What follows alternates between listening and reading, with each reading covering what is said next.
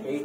So ito is anodized layer siya. So kahit physically kita nyo bakal siya, pero pag tinester mo, wala yung continuity. Okay. Ang meron lang yung continuity is yung mga cut. Ito yung dulo. Kasi wala yung, yan, hindi siya anodized. Pero yung part na to is anodized. Kahit saan, kahit sa loob, anodized yan. So basically yung part na to is anodized. Ito na yung wala. So, ang ginagawa namin sa installation is, once na nandun kayo sa bubong, mock up, tulad nito, naka-mock up na kami. Nakapwesto na yung railing.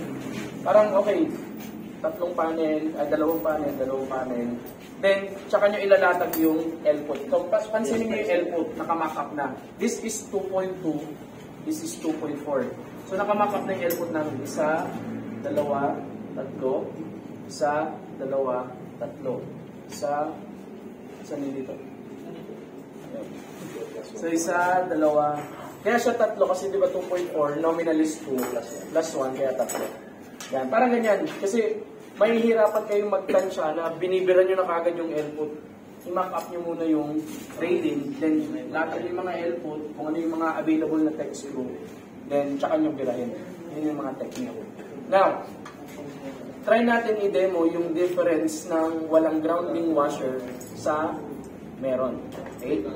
Before that, pakita ko muna sa inyo yung installation ng splicer. So sa splicer, ito na lang, latawag ko na lang.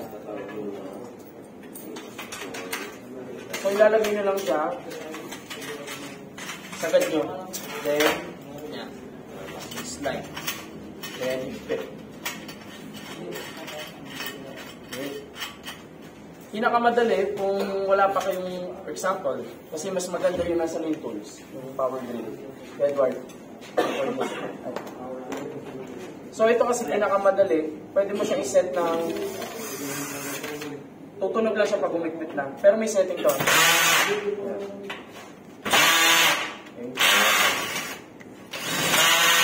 Yan, maikpit na yan. Maikpit na siya. So mabilis, kaysa yung magmamano kayo na ganito. Then tinatansya nyo yung higpit. Okay? Kasi ang mahirap sa aluminum, although anodized siya, pero madali kasi siya mag-bend. Okay? Malambot siya eh. So, pag na-overtorque nyo to, madideform yung railing, yun yung magiging cause na paghina ng integrity niya. So, bakali pa rin. Okay? Pag na-overtorque. So, may tamang setting yan. Pag naka-screw kayo, number 10 lang, tapos bira lang ng bira. Okay? Sige, lagyan natin ng panel. Ito na lang muna para lumuwag. Alisin nyo muna yung dalawang panel. Dalawang...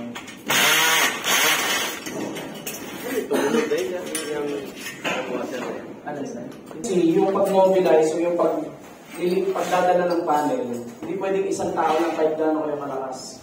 Okay? Laging dalawang tao. Kasi there's a risk na mapatig ka, lalo na nasa bubong. Basag yung panel. Okay? Kailangan dalawa. Yun yung proper handling ng ating solar panel. So, yung end clamp natin, dalawa yung butas niya. Okay? Kasi dalawa ang type or yung dalawa na lang yung kapal ng solar panel yun. Isang 35, isang 30 mm. So, ito is 30 mm. Nakakonfigure siya kanina ng 35. Ang gagawin nyo lang is baklasin nyo din. Lipat nyo pang 30. Okay.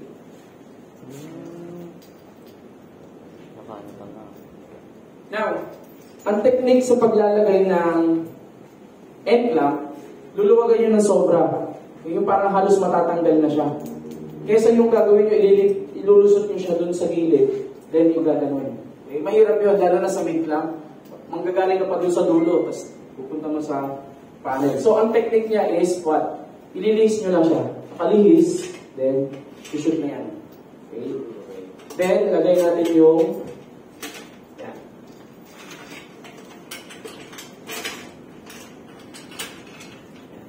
so, ito yung maganda sa power tools. Pwede mo na siyang higpitan.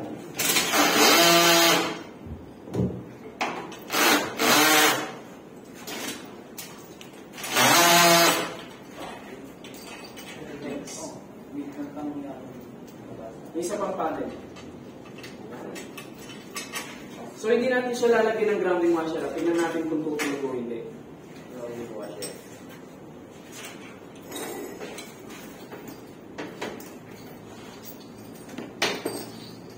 So, ganun lang din sa fake lamp. Luluwagin nyo ng sobra. Bago nyo isaksak ng palihis. Palihis. Yan. Yan, papasok siya. Okay.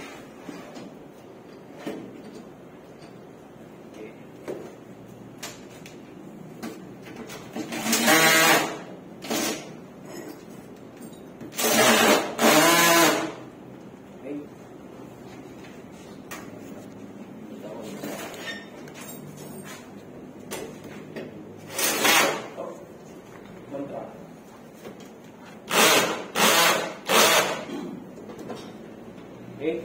Tester. Para mag-test. May buzzer.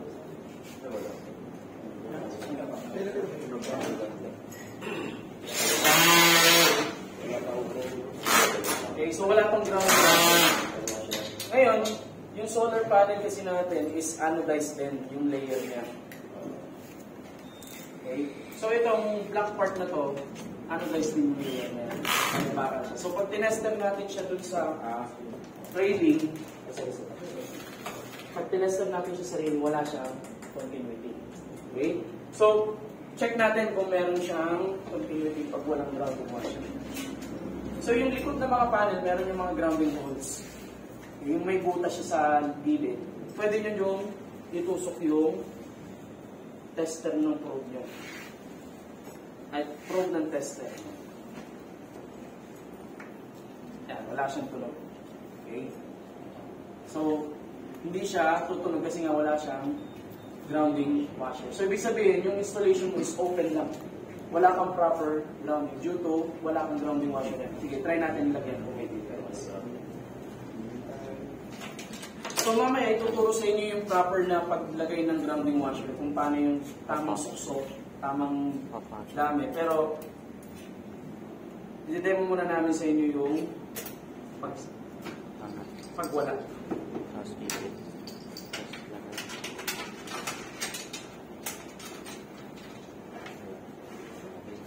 So, iaangat nyo siya. Huwag nyo siya isasalangsang ng pa-slide. Kasi mayuyupi yung grounding washer. Kailangan makaangat. Kaya niluluwagan ng sobra yung weight lang para maipasok nyo siya ng nakaangat. Kontra.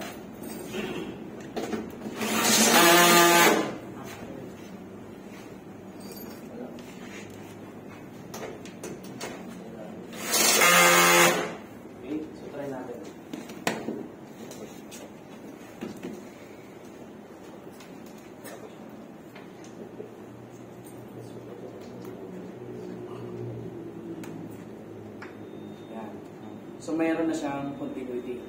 Dahil lang sa grounding washer. So, yun yung grounding natin. So, pag tinester din natin siya dito sa railing, dapat meron din siyang continuity na. Di ba kanina, wala. Kasi anodized. Hanapin ko yung grounding. Yan. So, yun lang yung shaking.